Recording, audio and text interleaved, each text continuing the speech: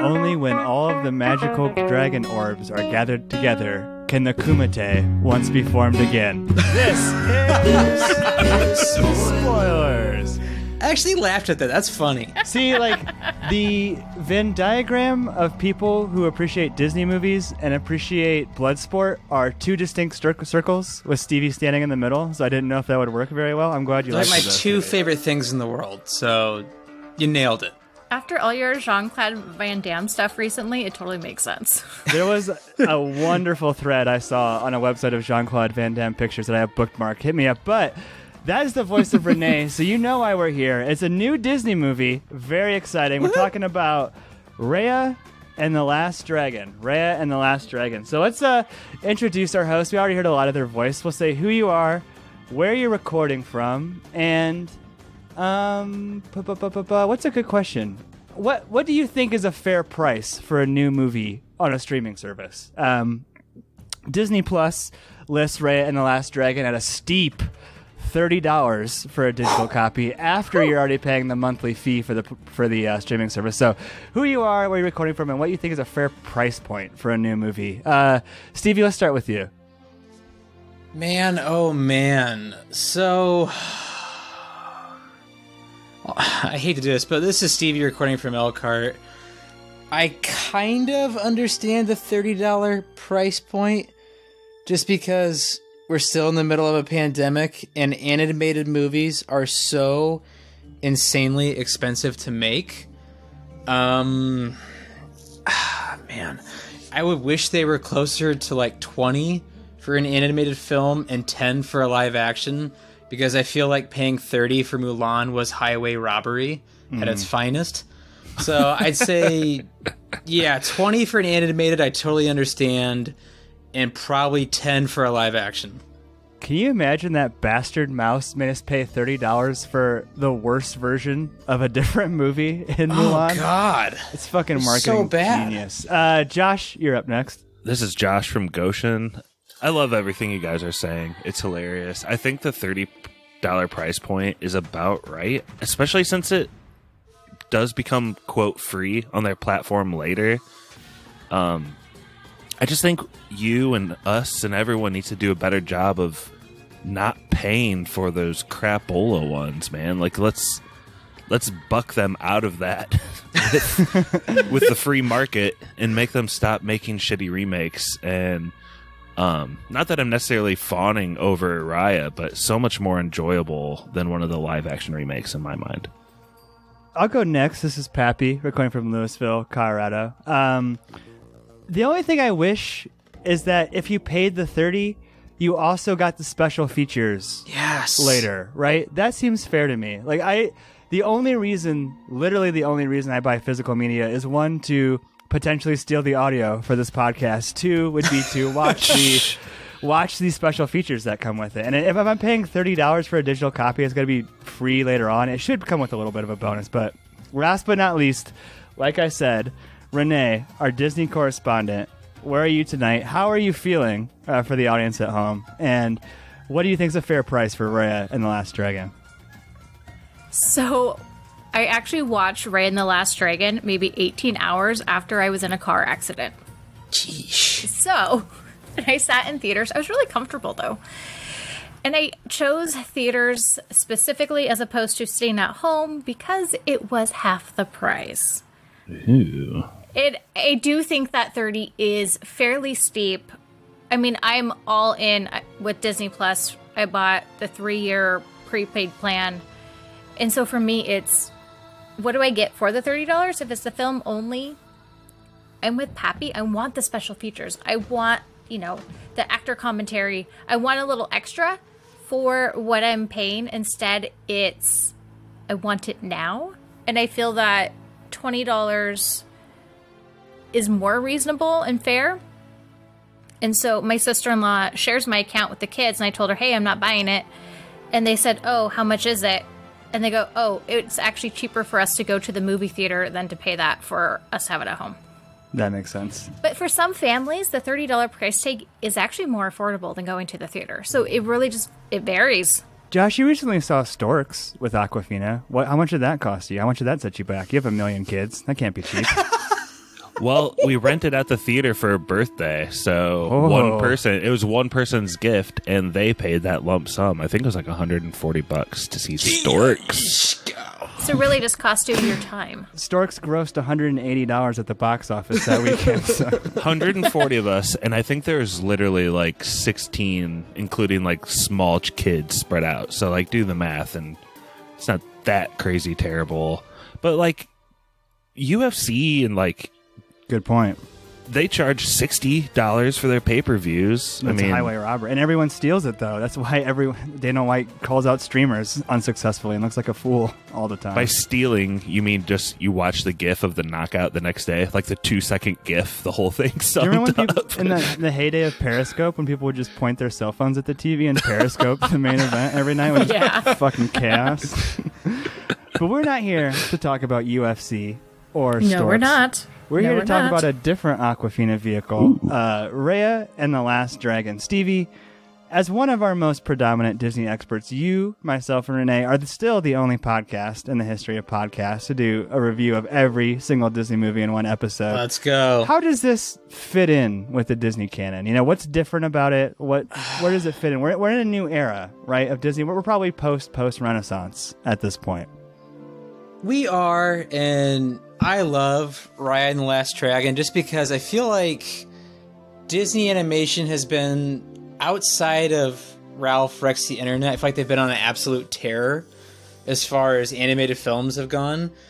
And this fits in more of line with, I think, Zootopia, Big Hero 6, somewhere in those films, because it's not a musical, which I was somewhat relieved to see. So I think it kind of fits in with those movies really well. You were relieved? I was sad. I was relieved because my big fear with this movie was they were going to try to make Moana 2. And I feel like Moana is one of the most impossible soundtracks to ever top as far as any Disney movie goes. So to see this with no songs was quite relieving. Renee, you said you missed the songs, though? Where would you like the musical number? Where would one fit in? I didn't know it wasn't a musical walking in. Like, I knew nothing walking in. I just went in. Same. And then I was, like, waiting for the song, and I was waiting for the song, and then I was just like, okay, I accept my fate. Josh, this movie is especially steeped in lore. To get into the plot, Renee, you specifically requested I don't come to you for plot points because you were on painkillers while you enjoyed I was on a muscle relaxer. The first time. Let's be honest. There's that's where it was. A lot of world building, a lot of universe building, right, Josh? What do you remember about the world of Raya and the Last Dragon? It's not the Kumite, it's the Kumadra. That was the joke at the top of the pod. But Gotcha. Yeah, 5 is a big number for them. I think there's like 5 dragons in this whole dragon family. There was a time where dragons lived side by side with humans, and after that peaceful era, I guess, this COVID plague, this purple pestilence arrived, and it kind of split everyone up. The dragons were turned to stone. Am I getting all this right, you guys? The dragons were turned to stone, and yes, the purple pestilence is called the Droon, I believe. Yeah, and the people split up into 5 factions known as, I got it right here, the Fang, the Heart, the Spine, the Talon, and Tail. All references to, dragon body parts there. But basically, it's like there was a peaceful era, and everyone forgot how to make Kumandra great again. Yeah, one could say it like that. It's kind of sad. Some babies are born in heart, and some babies are born in tail. You know what I mean? That might be the inferiority complex. They definitely were jealous of each other's and attributed certain things to different aspects of the body. Right. And there was a lot of tension amongst the different factions. Especially Heart, especially. There's different cultures too within the factions. Renee, did you have a particular favorite? You don't have to. Can't necessarily match the culture to the name, but anyone that stood out to you in terms of what they lived like, what their existence was like. No, I did find them all fascinating. How the landscapes were all different, how their agriculture was all different based on where they were living and what was affecting them. What I thought was interesting was I'm trying to see if I can find Okay, Talon, Stevie. Do you remember Talon? Yes. Yeah. Tell us about Talon. Go for it. Talon, they're all nearly surrounded by water except for a few, but Talon was very vibrant. It almost reminded me of kind of, Does Aladdin live in there somewhere? Is he hanging a boot? I mean, it was very vibrant. It reminded me almost of kind of like the Land of the Dead in Coco or San Francisco in Big Hero 6. A lot of purple, a lot of gold. Seemed really market driven. And that's where we meet one of the funniest characters, which is the baby con artist, Noi. Right. You're watching this movie, and Disney movies usually have lessons. And I assumed that the lesson was going to be, don't stereotype other cultures because, you don't know what to expect. And there's a fucking con artist baby living among these even the babies are con artists here. I got a question about the baby, too. Is this something that Disney has been doing increasingly? Or have they always done this? I feel like there's the baby and then a couple, like, monkey sidekicks, and they're all kind of like one character. You know what I mean? I feel like that was actually a part of Storks, too. There's this, like, pack of wolves, and I guess you see one or two of them, like, more, but really it's just, like, the pack is the personality. Did Disney do Storks? No, Disney doesn't. Is that just like a... Spirited Away had the 3 babies, but that's not Disney. I mean, Disney bought the rights to do the voices, but Spirited Away had the 3 babies that became one behemoth little boy. Well, I mean, babies are kind of like monkeys, right? You know what I mean? They're kind of getting into stuff, and I don't know. Seems very monkey-like. We haven't talked about, I guess, the story, I guess. There's a lot of, like I said, world building, Stevie. Was there too much world building for you? Because there's like almost like a double or triple intro in this movie. You know what I mean? I felt there was too much exposition in the world building for me, which took me out of the story a little bit. I may agree. You're right. There are like 3 intros because we really don't even... I mean, honestly, I don't even think like the really start of the movie happens like the 20 or 25 minute mark, which is, Chief, I think his name is Benja, who's Raya's dad, and pretty much he's having all parts of the dragon Kumandra come and kind of make peace with everyone, and that's when Fang decides that they're going to take the, I guess you say Zisu's gem or the Dragonstone for themselves, and that's when it breaks, and all hell breaks loose, but there is a lot of world building, but I think the one thing that actually pays off with so much world building and so much character building is the ending ties it together really nice with a real nice bow. So I think if you're going to have that much exposition and world building, you need to have a really clean ending, which it did. Is this the... Hold on, I'm trying to see if this is the longest Disney movie or where it would rank. I think... Okay, Fantasia is the longest Disney movie, coming in at 124 minutes. Wow. Wow. Second longest is the classic, Renee. Your first appearance on the podcast, Ralph Breaks the Internet, coming at 112 minutes. Third longest is Zootopia, coming at 109 minutes. I believe this would be now the 4th longest ever Disney movie. When you say that it ties it up together, you mean sort of the unity of the culture, Stevie? Yes. Is that what you're getting at? Yeah, because I mean, if you're going to say, like, it reinforces trust every 5 minutes in this movie. Like, if you didn't know about trust, 5 minutes before, 5 minutes later, they're going to tell you about trust. If you're like Stevie and I, and you like to play Disney drinking games, if you drink every time they say trust, you're dead. You're dead. You're dead. They're not making this movie. Like, yeah, there's a point of no return where it's just trust, but it is a children's movie, so I understand it, but to get all of, like, the factions to where they were, and to break down the story of, like, hey, here's what we need to do, and here's the lessons we learned along the way, it's pretty clean. I might have a little bit of a Stevie question here. Any What's guys up? can pipe in, but so Heart has the gem that, like, the dragons made when they fended off COVID a long time ago. And a big part of what they keep saying is all the other tribes think this is the reason for our prosperity. Do you think the gem is, like, actually giving them something, or, like, what is the point of having it? Or I think it's something? perspective.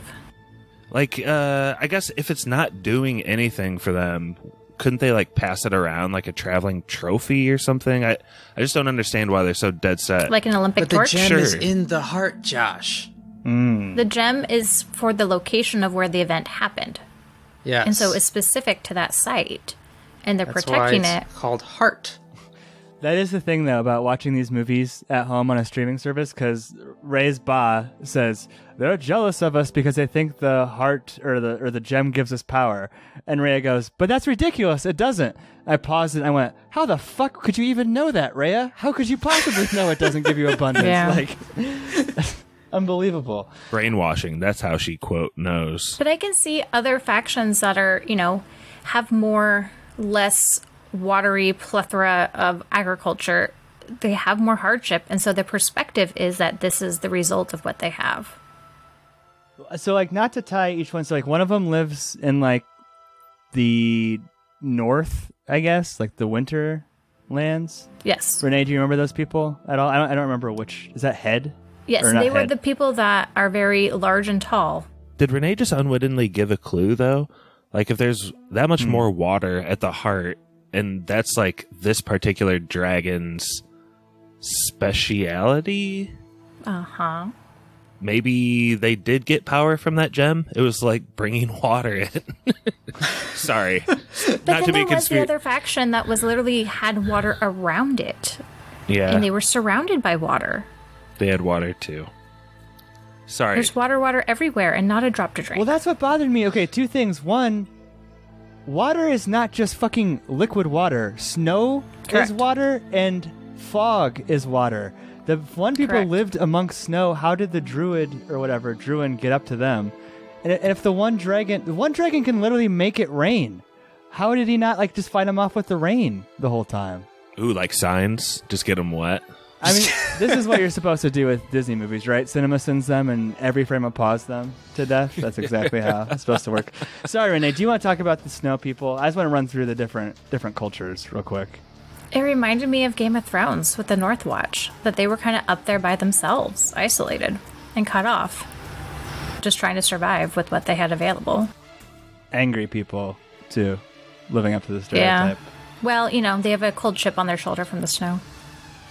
Stevie, what do you remember about Fang? I think it's the next major one, or the last major one that we have to talk about. One of them's just kind of a Passover, people in the sand, just to get us to the dragon. But Fang to me seemed to be the most metro area. It seems like, I don't know, it seems kind of like the most like big city area of the place. It seems really clean, educational driven, and also bloodthirst driven, because Fang just wants to be the ones that save the world.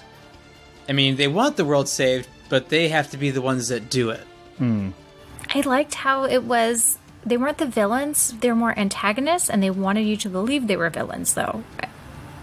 Is this another movie where they wanted us to believe they were the villains when really the Druid was the whole villain the whole time?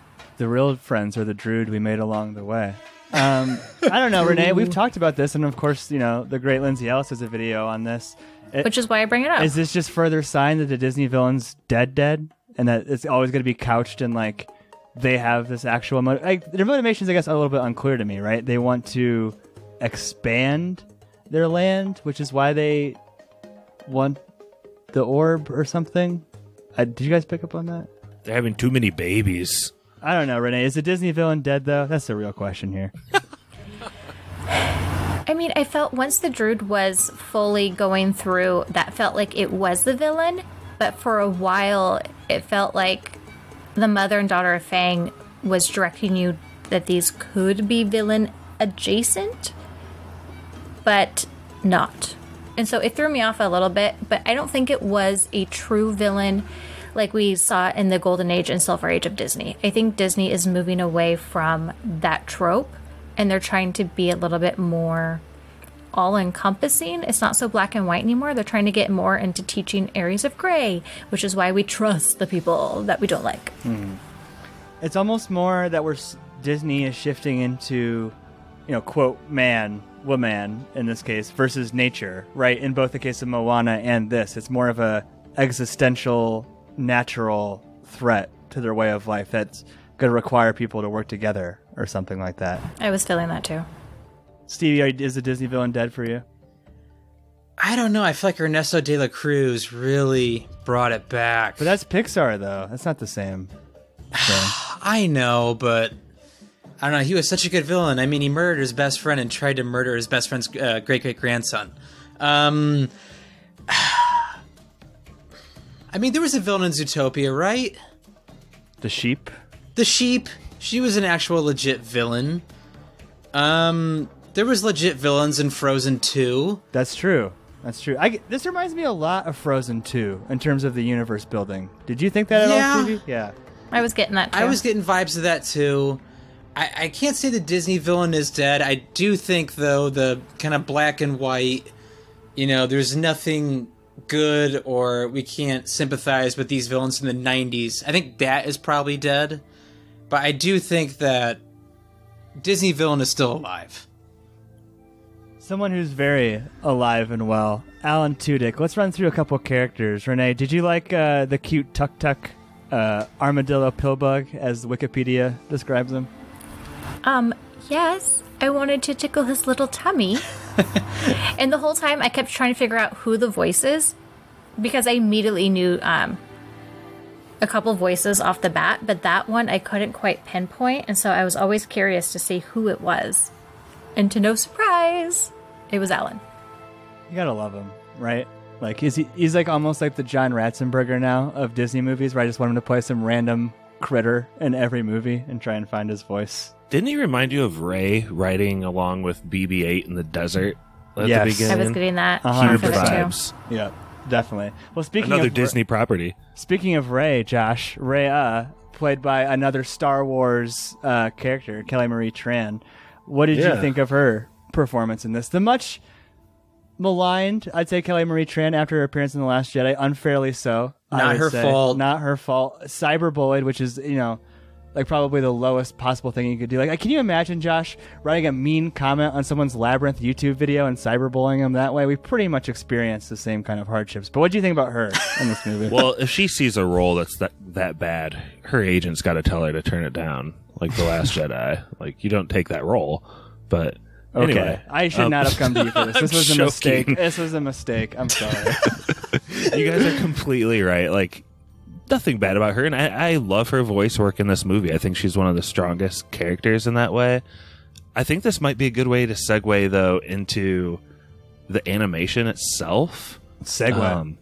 I don't know if I'm getting as much charm and personality from the Pixar 3D stuff as I do the old drawn characters. Like, it's really just not the same to me.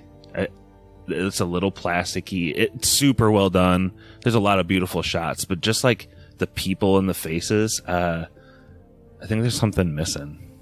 Sisu was kind of creepy at times because it looked so much like Aquafina that it just tripped me up. Like, it was super realistic, and I was having, could have been my medication, but I was really having some issues. You like saw Aquafina's face on the dragon at points. Seriously, like when she was in her human form, all I could see was Aquafina the whole time.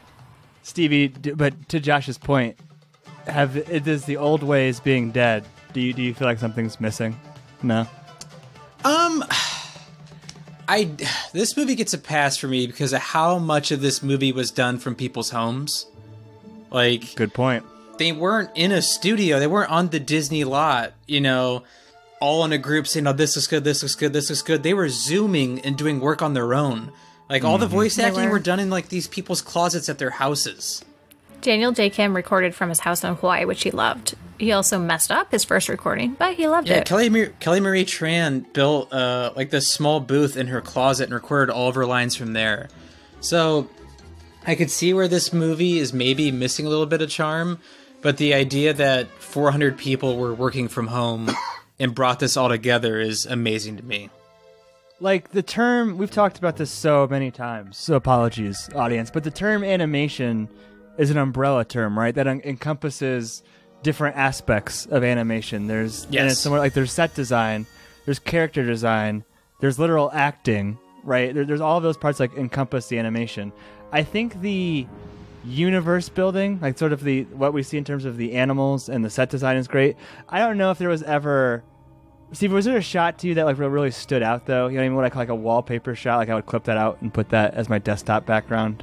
Yeah, so the best looking shot of the entire movie, I felt, it was probably when Raya was hugging Zissou at the end, and she was pressed up against her fur.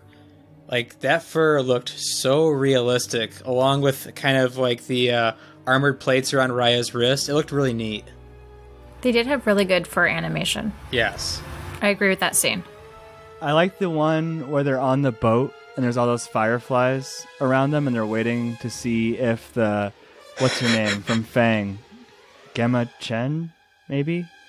Or Jonah Zhao? Namari? I don't know. They're waiting for the firework to go up, you know what I mean? They're all on the boat or whatever. That was a really cool shot. But yeah, Josh, to your point, people are hard to do. Like, the couple times when they showed water, it looked amazing. Like, Disney has always had good water, like we've talked about. But I can see a little bit of a complaint there. Did you like the look of the dragons, though, Josh? So I watched this with my in-laws and my kids, and no one really dug the dragon design that much, honestly. It was actually noted that people were kind of weirded out by it. I thought it looked good when you had like the fleet of dragons coming over the hill. You had all the different colors sort of coming together. And they all were distinct, too. They weren't all uniform. Definitely. Yeah. Renee, did you like the dragons when you could decipher them from the actual actors who were playing them in your psychedelic state that you're enjoying this movie in? Wasn't that psychedelic? But yeah, yes. I mean, the dragons definitely... I was happy that it wasn't like a little tiny Mushu, but they were like fully formed large creatures. With personality. And because we had Mushu in the past with Mulan, and he was a little dragon, but these ones actually... It was believable that they could fight the Druun, that they could actually do something to protect and to be a part of the universe. They felt like they had more weight to them. And when they were all finally broken from their rocks, I did like the rock animation on how the dust was sifting away. And you could slowly see them coming back to life. So I did enjoy that part of it. Yeah, Steve, you were right. Namari is her name. Gemma Chen is the actress. Yeah, my bad, audience. The last point that I had, and Stevie, I do want to come to you for this, and then we can open it up to whatever thoughts you guys have, but we talked about it a little bit. The heavy-handedness of the theme in this movie. Like, if the hand was any heavier, it'd be wrapped in a cast like Renee's is right now. Like, you couldn't have a heavier hand, possibly. Do you agree, Stevie? Is it a little bit much at times? Trust people, get it? I was a little shocked that Disney, animation went this route. I typically, with their films, you can find a little more subtlety at times. Just look at their previous 5 films. None of them were as heavy-handed as this with their themes. So it made me kind of wonder what target audience they were shooting for. But yeah, it was a little off-putting to see how unsubtle they really were. I don't know, with Let It Go, maybe I just heard that too many times. Sorry, I have daughters, but that seemed pretty heavy-handed to me. Josh's children drove him insane with that song. So I think it's maybe the nature of music too, and so like when it's a song, they're literally saying it over and over again in the chorus. Where I enjoyed no songs in this, and I know we talked about that a little bit, but I think it helped. I think it actually helps with the subtlety. Pappy, what are some examples of like the real like slap you in the face parts though? Like what was irking you? Dude, curious. It's almost... It was the third act. Literally... It was heavy in the third act. Heavy in the third act, but it's like constantly using the word trust. Like, I can't believe she tried to hurt me. Oh, that's what happens when you trust people. Like when with Awkwafina, with the lady from Fang. And then even like when Namari comes out with like the bow, like, yeah, Renee, to your point, in the third act is like way over the top with like the trust thing. I don't even know, like, why should Rhea trust her to not shoot her? Her finger was on the trigger. She was about to pull the trigger. Like, that was a weird part as well. I don't think Rhea did anything wrong, just like Jafar. But I don't know. I honestly, it's Okay. don't Renee, don't come at me for that. It's all Josh's opinion about Jafar. It's a think piece. Check out our Aladdin podcast number 7. But Okay. I don't know. It's honestly just the word trust, and it's like there's only really one theme in this movie, and it's like from the beginning with her Ba, like trying to invite the people over and trusting them, to the end trusting Namaari to save the day. I mean, it's thematically obviously coherent, but I don't know. When you have 107 minutes of it, it can be a little bit much. If they would have put it at the beginning and then brought it home subtly with Namaari at the end, it would have worked perfectly. Mm-hmm. But I was just beaten to death with it by the end. And there's different aspects of trust and what trust looks like and what it represents.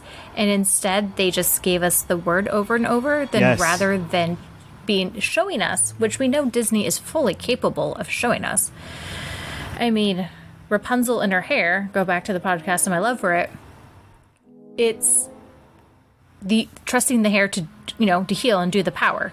I mean, that was shown to us without thrown in our deeply down in our face. Like, it just happens. Mm-hmm. And don't get me wrong, I like when these things have a lesson to them, but that would be like my only complaint, I guess, as far as the storytelling. But any other thoughts that you guys had for Raya and the Last Dragon? One thing I thought was a super positive was Raya's sword was almost like its own character. Oh, it's so cool. Her sword on screen looked magnificent. Mm-hmm. And I liked how she used it in different ways throughout the entire movie. So I thought that was really neat. Mm-hmm. I liked how they used it to show us the reflection. And so they animated showing with the broken pieces that separate and how it gave the different dimensions to it. So I thought that was super creative. I guess I lied. I had one more final thought, too. Another question for Stevie. Can we trust you? No, you have... Well, I guess we'll learn that along the way, Renee. That's the point of this story and this podcast, to learn to trust me. But, Stevie, is Disney ever going to couch or frame, I guess, or set a movie in an actual country again? You know what I mean? Like, is there ever going to be like another movie in China or another movie in, I don't know, pick your country, right? Like, I mean, I think Pixar will. I think after Soul, I think they really want to keep exploring actual cities and animating them. I don't think Walt Disney Animation will, especially if they're going to be doing, fantasy stories like this. I think it's just easier for them to, I guess you could say, pick a, specific region on the planet and just build around that. I don't think they're going to pick any actual, existing destinations. You don't think they're going to go back to like Big Hero 6 and make it San Francisco and actually be very... Well, they did San Francisco. Yeah, they did. True. Which, I mean, it's you're combining of two things, but which it looks beautiful on screen. I just think that Walt Disney Animation, I think they're going to keep doing fantasy cities. But is it one of those things where you can't win? Because I'm looking at an article on CNN Entertainment from Lisa Respers France saying, Raya and the Last Dragon stirs Asian representation debate, basically arguing that it's sort of disrespectful for these cultures to set it in a fantasy land. Is it just a no-win situation? I think it's a no-win situation. There's so many different Asian influences that they were trying to grab at that it's hard for them to succeed in one way because another will get neglected. And if they go more heavier on one, then another will feel that they didn't get enough representation. So I don't know if Disney can really succeed well, but where they succeeded was their voice cast, and how much of their voice cast was Asian Americans and people who understood the story they were telling. Yeah, I think when you're a company as big as Disney, you're always going to draw the heat. You know what I mean? And it's probably better just to not have people from the Han Empire looking like actual monsters and people like the Chinese being good people. You know what I mean? I think this is probably always going to be a safer route. But if there's no other final thoughts, let's go ahead and jump into our yes or no's. I'll go first. I will give Raya and the Last Dragon a yes, a very solid yes. Like I said, 2 complaints: heavy-handedness of the themes and the extent to which it's required to build this world. There is a lot of world building in the first act. This is an extremely long Disney movie.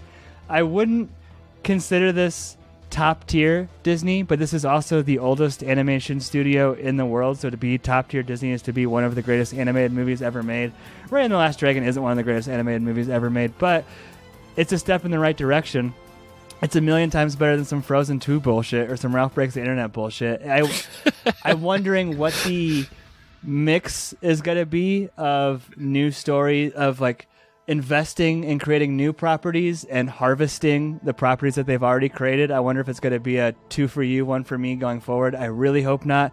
I hope we get more original stories and not more sequels. Sequels are traditionally not a part of the Disney animated films canon, but I would say, despite all that, I wouldn't mind a Raya and the Last Dragon 2, especially from the perspective that we're in this world. I love the crew at the end with the monkeys and the Khan baby and the angry dude and Raya and her new friend. We already understand a lot of the mechanics of this world, and I wouldn't mind going back because it's really, really beautiful. Renee, why don't you go next? I say yes, but wait for June 2021 when it will be free on Disney Plus. I don't think it's worth the $30 price tag that it dropped at. At least it wasn't worth it for me. Mulan was, but I had a huge excitement towards this. The fact that I knew nothing about this film and I was aware of nothing, I don't know if that really speaks more to me or it speaks more to I just didn't have that level of excitement going into it like I have with other Disney animation films. And I'm glad that I saw it in theater with as big as the screens I had so I could really take in all the animation. So if theaters are open and you feel safe going, I would recommend going that way, but not necessarily the $30 price tag when it comes out in 3 months. Another piece of advice, I just add on to mine, I would wait if you don't want to go to theaters, wait until drive-in season. This would be a fantastic drive-in movie, and they'll definitely show it in drive-ins across the country. But it's currently in the drive-ins in Washington State. Very nice. Josh, would you recommend driving in to Raya and the Last Dragon?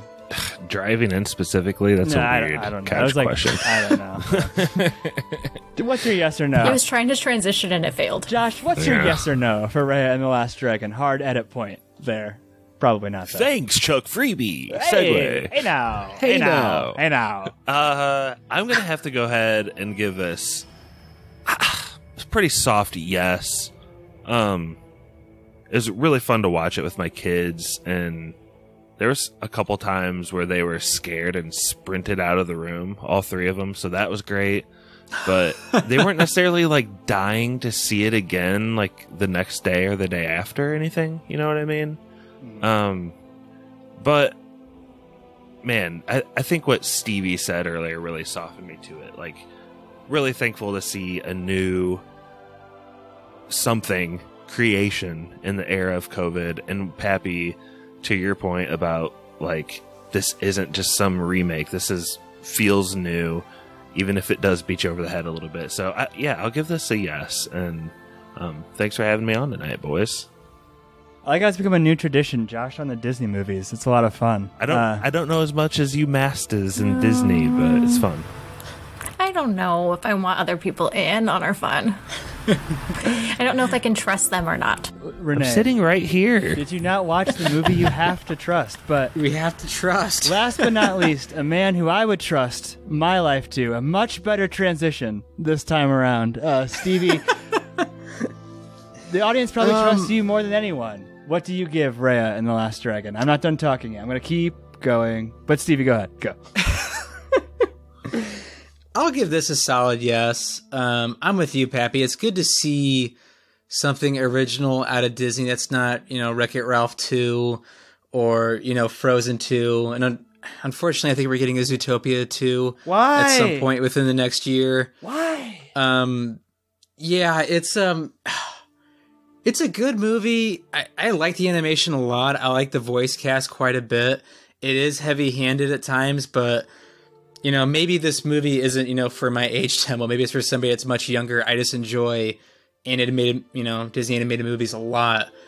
I think Disney Animated Studios has something tough to pull off going forward, which is trying to beat Moana, which I think is a top 5 all-time Disney movie.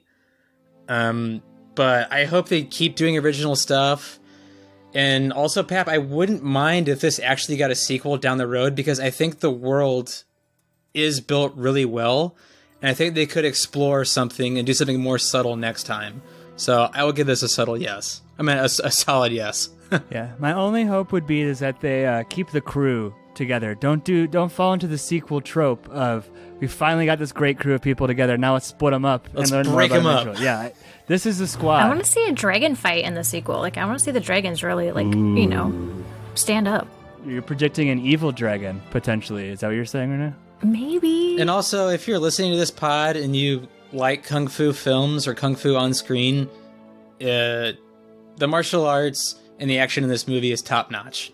It was well choreographed for the animation. Why did none of you guys weigh in on the fact that the dragons are furry? Like, We did.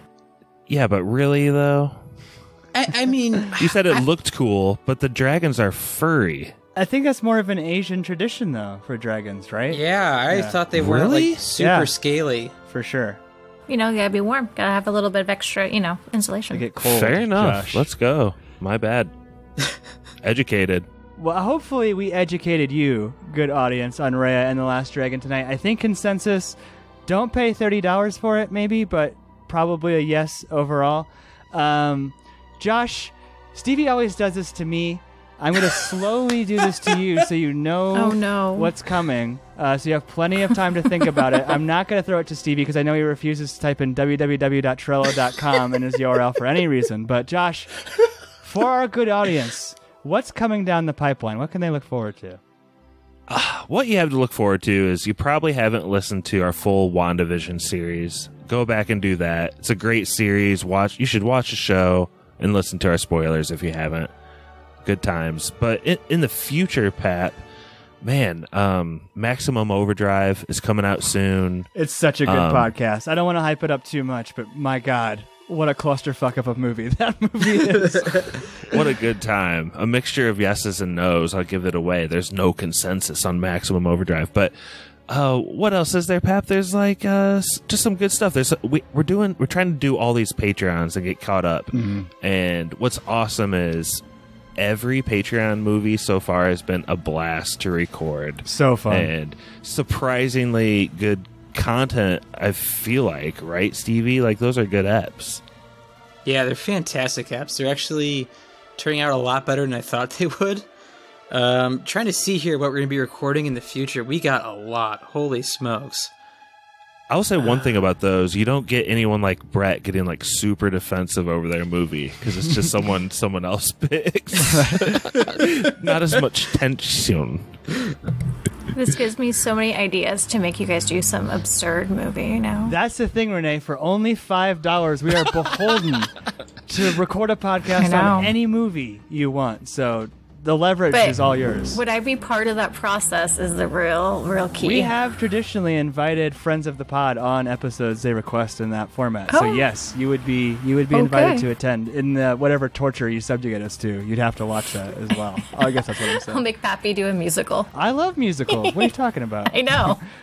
The thing about coming down the pipe, Pap, real quick, is that to find out what happens after Maximum Overdrive, which is the next movie game, you need to listen to the trivia of that episode. Absolutely. And flat out, we don't want to say what the next Patreon movies are. We've been bleeping ourselves out because we want them to be surprised. But an upcoming one may feature some terrible lizards. It may be one of our biggest podcasts, actually, because it's a huge movie. And I'll also say, not only, Renee, would you be able to subjugate us to a movie, but Stevie's favorite movie of all time, Mad Max Fury Road, will soon be on the Patreon. So another thing to look forward to. But I'm looking forward to more Disney podcasts. I'm excited. Renee, I'm looking forward to more Disney podcasts with you, as always. Anything you want to tell the audience about yourself? Anything you want to plug? I know you got like a film Instagram account. You make the rounds on podcasts. I don't have a film Instagram account anymore. Everything is all tunneled through Pixie_Bomber. I do have a highlight where it's my stories of what I'm watching. I will put it on there, and it just kind of goes through all of my nonsense. Occasionally, I'll post an image of what I'm watching now, But I am right now, I'm like full on Godzilla mode.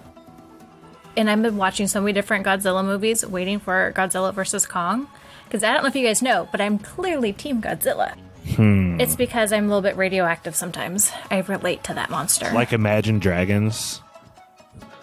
Another spoilers plug. We did the original King Kong versus Godzilla, but that's enough talking about us. We love you, audience. Thank you for listening. Take it away, Mr. Spoiler Man.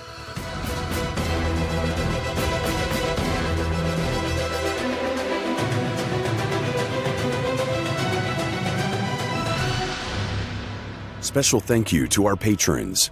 Matt Troll. You want to get someone's trust, you have to give a little trust first. Brother Brian. All I know is I trusted them, and they trusted me. Druid King.